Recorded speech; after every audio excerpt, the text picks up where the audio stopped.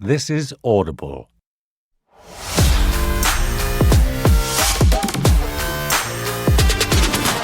Hello, I'm Roisin Conaty, and welcome to The Last Laugh, the Last One Laughing podcast.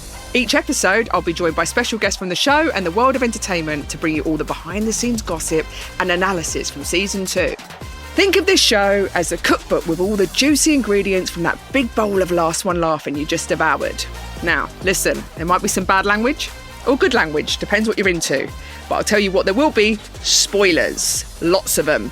So whatever you do, do not listen until you've seen episode 5. And one more little warning, the following podcast also contains sexual references, so don't listen if you don't like sexy stuff. Here's a recap.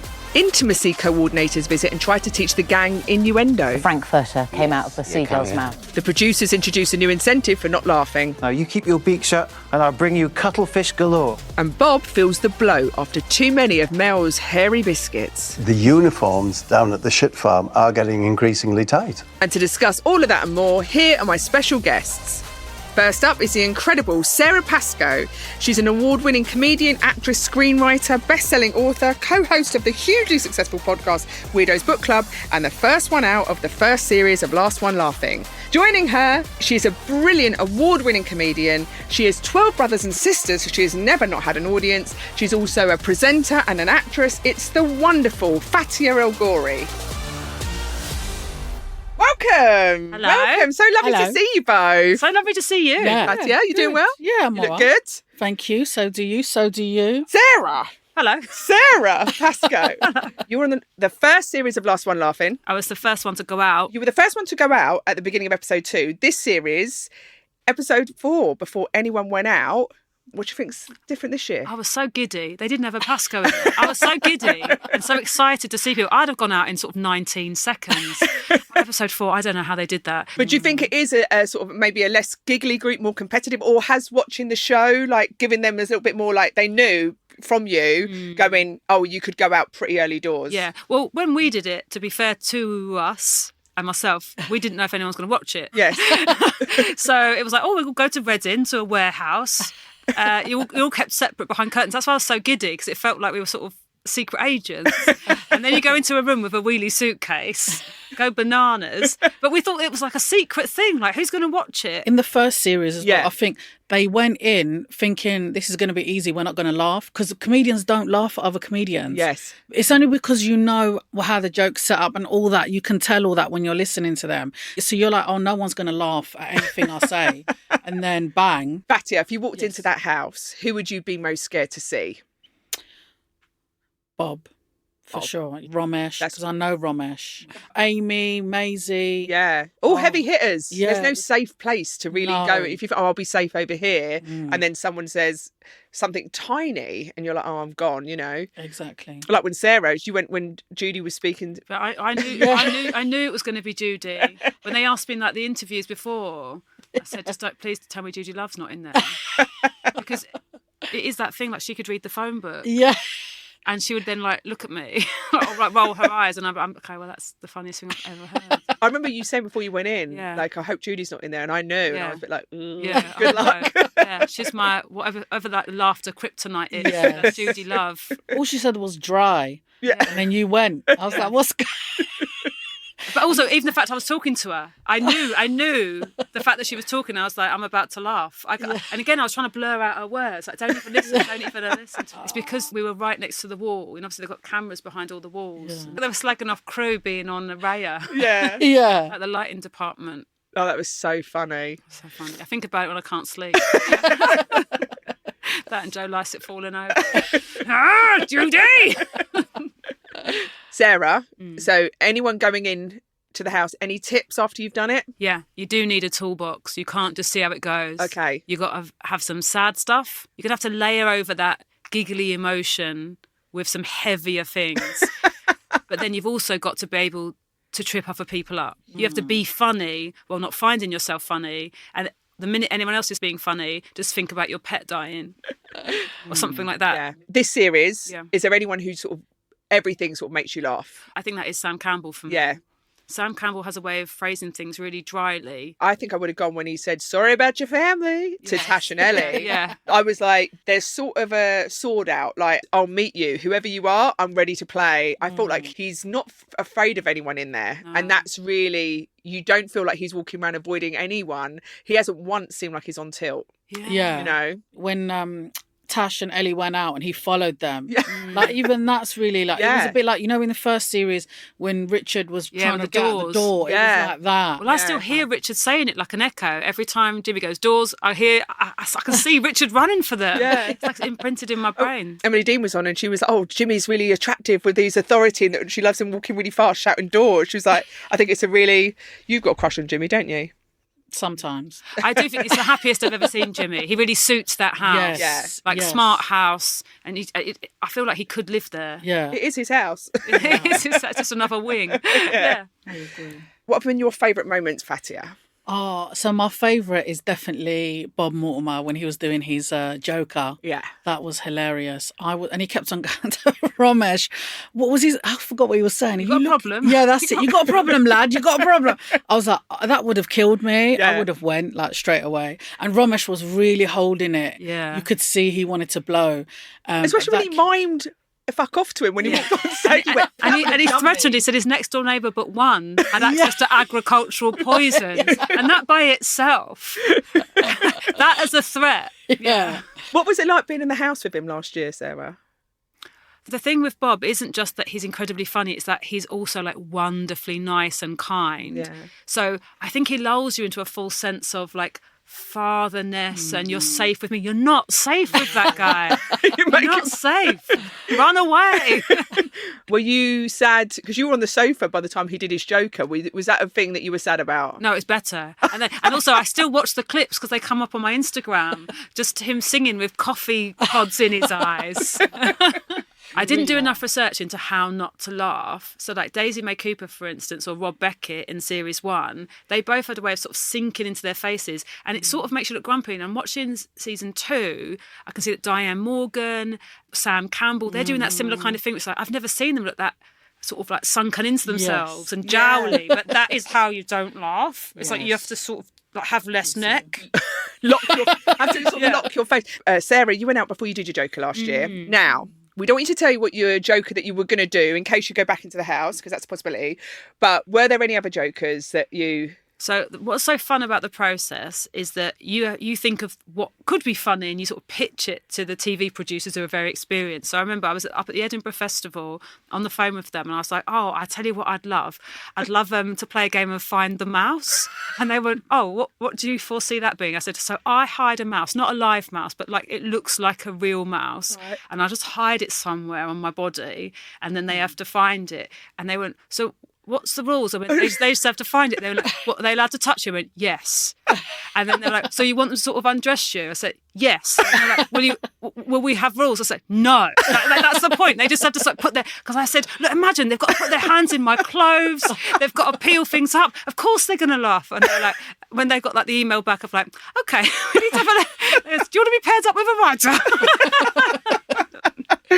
I mean, that would be great telly, but dangerous. Yes. Yeah. Watching both series, Fatty, have you thought about what kind of Joker you would do? Any ideas? Like, would you go physical? Would you go weird? Yeah, I would maybe do dance. Oh, they would think that's insane. Do a lot of floor work, do interpretive dance. Yeah, maybe do the dance of the 7 veils. You know what I mean? Lovely. I know how to belly dance, you see, so that will shock them. That will be very. You're not supposed to be arousing them, Fatty. You're supposed to be making them laugh. It's you've had an influence on me. So Bob's Joker knocked Diane out. Were you surprised to see her go out before the final? Yeah, she didn't look like she was going anywhere. No. But she's absolutely right. There's something about... This is where Bob is so good at comedy. I could write a dissertation about his language choices because Ruth as a seagull, it doesn't look like it's trying hard. It's not calling a seagull Derek. It's not trying to be I'd go funny. with Derek as well, if I'm honest. But Ruth is so underplayed that it becomes the funniest thing you've ever heard. His misdirection is Yeah. unbelievable because you think he's going to go this way and he goes another way. It's also the way he says it. He's just like a perfect package. You just don't. And then and he gets you off guard. You're like mesmerised, watch. And then he comes out with Ruth and you're like, what? Yeah. Like, that was crazy. And I can't tell you what the Joker was. I know that there was a seagull called Ruth and that he was shopping maybe. The Costco in Croydon. I watched it Okay. twice. I watched it so many times. Because I needed it to make sense. I was like, is it a song? Yeah. Is it theatre? Like, what is happening? And the song at the end is just him screaming as a puppet. And then the sausage comes out of his and that's what happened when the apricots fell. They're getting that massive 20-foot tin of apricots. It's very scenic, put it that way. It's very, very scenic. And we don't get enough surrealism in comedy anymore. You do on the live circuit. Yes. Most of the stuff on TV is straight stand-up. Yes. Nothing against it. No. But it's just so wonderful. Do you think you would have laughed during that, Fatiha? Absolutely. Really? Yeah, you would have when been able he's- to lock in? Yeah, when he said the Croydon thing, I would have died because that's why I saw Ramesh nearly went because he's from South London. Yeah. So I was like, oh, he can see this happen. He probably knows Ruth. Do you know what I mean? He was like, what? That's my neighbour. What is going on? But I didn't like the lard through the eyes. I mean, I like that. Did it you? was just so... I think because It's the noises. Jimmy has such a look, an Yeah. aesthetic, and then it only takes a tiny thing to make it look like he is haunted. Yeah. And so like slime lard coming out of his eyes, I was like, that's going to give me nightmares. Do you know what I thought? When it started coming out, I think it was coming out of his nose or his mouth. It looked like, when you pop a pimple and it comes out like a snake. Yeah. And I was like, ugh. That was enough not to Yeah, make it's me not laugh. nice. It's But not- it was the noises Bob was making that made me laugh. I was Yeah. like, oh no. It's incredible. He's such an incredible performer. So Bob has made it to the final four. Do you guys think he's going to win it again? It's tricky, isn't it? Yeah. Because he sort of does have something to prove, even though he doesn't have anything to prove. Yeah, I hadn't thought about that. It's like losing a title on on the most negative way of looking at it. Yeah. And then he also doesn't don't- need to win it again. No, but I don't think he'll throw it. He's not that kind of No. person. No. He won't. Sam's really strong. Like, I don't know, Sam, it's between him and Sam for me. I Yeah. don't know how well Bob knows Sam, but Sam Yeah. could have studied up on Bob. Yes. So it's almost like, like a chess master knowing your competitor. Yes. I feel like Sam could surprise Bob. Yeah. But Bob might find it harder to surprise Sam. I think Mel will go. She's trying really hard. She's on the edge. I think she's the most active. That's why I really respect her as a Yeah. player. I mean, she's just made hairy biscuits for everyone. Yeah. And she really is going around like putting them to people's hands. Yeah. I would have vomited. She's coming out with the gags Yeah. all the time. Yes. She was really good when Tash and Ellie went in. She's not back-footing it. And so Yeah. either that will just collapse in on itself or she'll trip herself up Yes. or it'll pay off. What's wonderful about her is she looks like she's having a really fun time. Yeah. And it would be easy to get exhausted in there and it's coming at you from all angles. There's so many things to trip people up, like Jimmy in the locker and people doing their... not flapjacks, what's it called? Jokers. My brain was like, flapjack? Are you looking for a word? Flapjack, do you? But she seems like she's having a lovely time. I think she gets on really well with David. I think she finds everyone funny. I think she's not taking it too seriously, but at the same time, she's absolutely smashing it. Yeah. Yeah. I would never have seen her in there past Diane, because she's such a giggler and Diane's so Philomena Kunk, and to see Yes. Mel there, I think it's a real, she's incredible. And she's the only woman left. Yeah, she's the last. Yeah. She's the last of the women in there. We all laughed our way out. I can't get over those biscuits, man. I just keep on seeing them Yeah, I everywhere. know. I'm like, I'm going to cry. Would you try one? If you did Hell no! If she offered me that, I'd be like, bruv, you're taking the piss. Ramesh carried on eating it even after he realised there were hairs in them. He's like, what am I doing? Still shoving it into his mouth. That's what happens with vegans. You're like, beggars can't be choosers. Do you think you'd be able to withstand the planned bits, like the jokers and the biscuits, because they're trying to be funny, Yeah. or do you think it would be more the off-the-cuff stuff? I think the biscuits bit was misdirection, so I would have probably that because you wouldn't because the first three were normal, and it was when she took the next layer off, the baking paper, and then the others had hair. So in that's a planted one, that's but good, you're not aware The of. way she brought it up was so natural. She's like, does anyone want something sweet? And it was just sort of like it had just occurred to her. She just underplayed it so brilliantly that when she came out and someone went, these are nice. Did you make them? It all just seems so real. real. Yeah. That only Sam even went, oh, I thought it was going to be a prank. Yeah. And so she hid the sort of... And maybe their guards are down. Yeah. Yes. And she's nice, innit? So you think, oh, she's being nice. Yeah. Giving me a break. This is the thing. And then bang, she comes out these hairy things. I'm like, whoa. And she was chasing people with them. Like, she was like... Have a biscuit, have a biscuit. No, hairy biscuits. She kept saying, you don't want none of my hairy biscuits. From the Oast House, Whoever you are, there's a welcome there for Ruth and Faye, Mohammed and Jose. from the Oast House, whether at work, rest or play, listen to my podcast. It's packed full of meaty goodness. From the Oast House, With Alan Partridge. there's a welcome there for straight and gay, and he and she and they. From the Oast House. From the Oast House, the Alan Partridge podcast, series 1 to 4. Subscription required. See audible.co.uk for terms.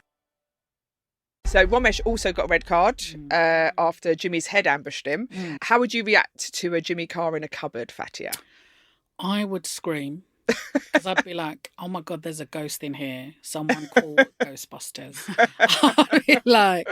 I would scream, but I probably wouldn't laugh. Because I'd know what he's trying to do. Yeah. It's not like with the others, because you're like if us three was in there, you'd probably lull me into a false sense of security. Yes. And I'll be like, oh, they're struggling the same as I am. And then you come out of a joke and then I laugh and I go out. Then I wait for you. And then when you come to the room, I'll punch you in the face for making me laugh. Fatty adjust. So, She does that at normal gigs. Yeah. Where you're allowed to laugh. She's still in the dressing room punching people.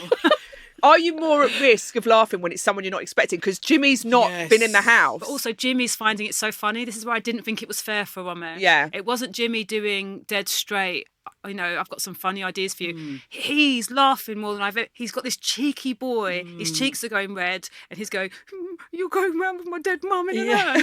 Like, he's making himself laugh and you can't... That's the thing. It's like, you know, it's mirror neurons. If someone... You can't help it. If you're an empathetic person, which Romesh is, it's very cheeky what Jimmy did. Would you watch any of the shows? The shows were Romesh travelling around with Jimmy's mum's in an urn. It sounds like an indie film.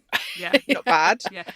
What was it? The cannon fodder? Yeah, it's getting shot out of a cannon. And then it's the second Naked Attraction joke in one episode. Yeah. So I was like, is this product placement? I really want to watch Naked Attraction now.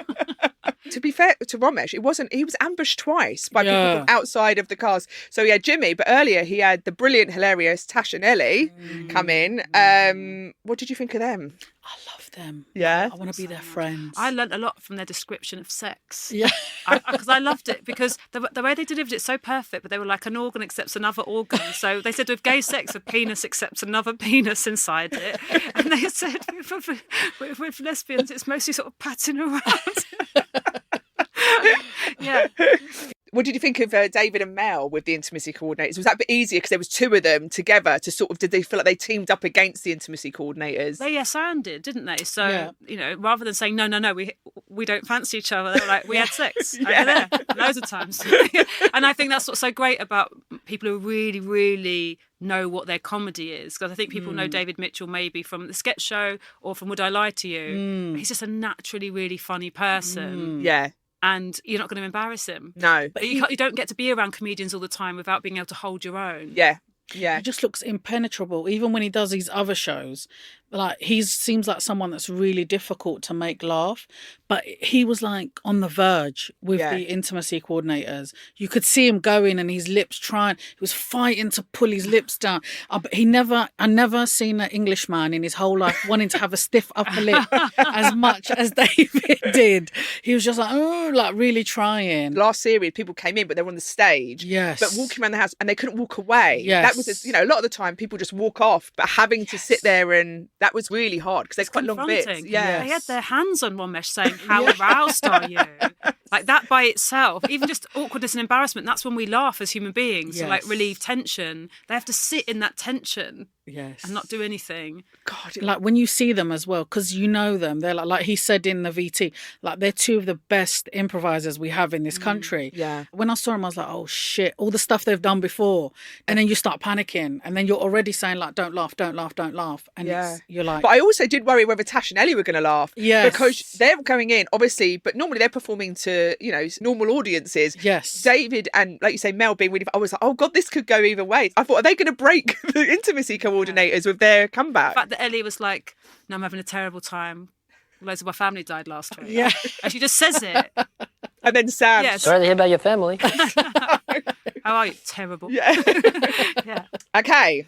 Next up, I've got a very important question for you. The burning question. Each episode of Last One Laughing, we find a question that's been asked in the show and put it to our guests here. This time we're asking courtesy of Bob Mortimer. Can you do Geordie? Fatiha, you go first. Oh, shit. Come on. It's your big chance. We're remaking Biker Grove. You're up for the lead. I'm trying to... sorry to jump in on you. I'm trying to do an impression of Ant and Dec Me on stage. So, I can't work without me mate. Oh, it's so I've good. been practising a little bit. Very good. That's good. That's Ant and Dec in the job centre. The same shit. I can't work without me mate.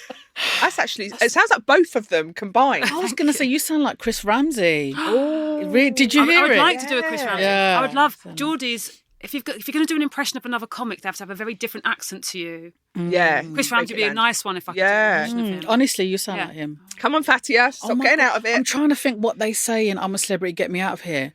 When Dec's like... You can do it. You can jump. You can walk the bridge. Yeah. Eat the spider. Eat the spider. That's a fun game. Can you do one? I can do Spuggy from Biker Grove. Go on then. Let them go or the deal's off. Thank you. Very good. Yeah, that's my... Mine sounds like Arnold Schwarzenegger. Yeah, you just went very slow. It did sound quite on It did, didn't it? Even when I do my mum's accent, people are like, are you Russian? I'm like, shut up. Okay, so we had another Joker, Sam's Joker. Did you guys have any idea what to expect from Sam? For me, that was a bit of a... I thought he's going to do something outrageous. He's going to like poo an egg or something like that. I don't know what he's going to do. But then when Mark Silcox come out, I was like, oh, shit. And Johnny White as the vicar. So I think that as well. I think if Sam had done his stand-up, like his stand-up is so funny. Yeah. But then I also thought a clever move because it might trip people up. Yes. Because they're waiting for a thing. Yes. And it was really quite a simple story. There's a bird and a vicar and another vicar. And then, Mark Silco coming out talking about banging all these widows. Yeah. Big bazookas. What I found was interesting is he had a cast, Sam had a cast on stage. Like, what happens if one of the vicars laughed? Yeah. Would that count against him? Or, first vicar, Johnny White, Bob was like, I like the vicar. If he'd made Bob laugh, it's a little bit of No, but you're right. But obviously... Sam has picked those people for a reason. Yeah, but say they laugh. Say they... Because, it's hard not to laugh at your own stuff. Yeah. Would that count as Sam laughing? It's just like, you've got to be so careful. Or Sam laughed at someone he cast himself because he thought they were so funny they'd make someone else laugh. Like any laughing goal. of you. Because that's what Lou went out last year on her own goal, laughing through she come through the legs of the mum and just laughed and came back. Yeah. You've got to be careful. Demi had to leave because she wasn't well. But I also think it was a good warning because she said holding laughter in is really bad for you. And then I was like, I'm glad I laughed so quickly in season 1. My health is fine. Thank you. And Bemi's laugh, it did feel like now, like maybe she was like ill. Let's have a listen. Oh, God, I'm sorry. That's childbirth. That's childbirth. Now, I have a bonus bit of backstage goss just for you. We had Bemi on last episode and I had a little chat with her to find out more about her exit from the control room. You disappeared from the control room in episode 5. I did. I'd like to say it was for like some really deep reason, but basically I threw up in the control room. I threw up all over my dress and then ran out holding the vomit in my dress to the nearest bathroom. It was incredible because you were sitting near me and I thought you did a spit take, like something was so funny that you ran off. You're like, get it! Yeah, I was like, film that. That's Don't really film good. it! Don't! I was like, I remember going, oh my God, I look horrible! Oh! And I don't know if you get this, but like, anytime I throw up, and this isn't like often, but I just cry. I just burst into tears. I think something like the purging or whatever, and I don't know why. It was like, I felt really like, I was sitting there going, oh God, you feel really nauseous, like your head's pounding. I was like, I don't think you've drunk enough water. and then I just felt that sort of feeling before you throw up, that hot feeling where you just rose. And I was like, oh no, it's coming. And I remember starting to stand up to try and leave, but it was too late. And I was like, oh no, I have just thrown up in front of you.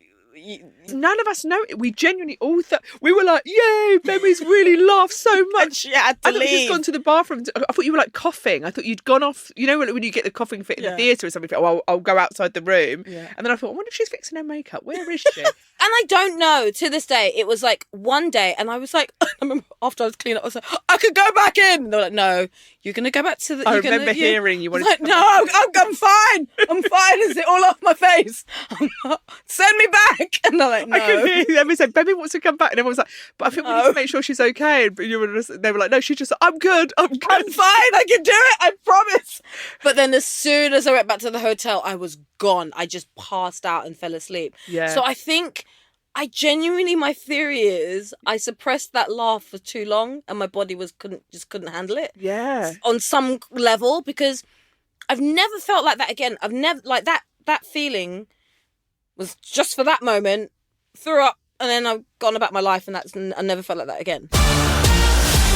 Sarah, Fatiha, most inappropriate time you've laughed, or a inappropriate time that you've laughed? You know when you have like a jokey relationship with someone and then they try to tell you something serious and they're like, oh, my house burned down. I'm like, and then they're like, no, seriously. And I'm like, oh. You know, and then you're like, oh. And then I'm like, oh my God, they weren't joking. But I don't say it. I'm like, I'm sorry, I thought you were joking. I don't say that. I just carry on going, yeah. It's just awful. It's hard when you do have a friend who is always on and then they say something like, I'm a bit heartbroken, and you're like, come on, then what happened? And you're like, oh, they are. Yeah, that's really funny. Sarah? I find that, I don't know if anyone ever has sex. The segue between like normal life where you're having a banter into, and then now it's romance time. I always carry on the banter in like far too long. Especially if like I'm enjoying the game. It's like...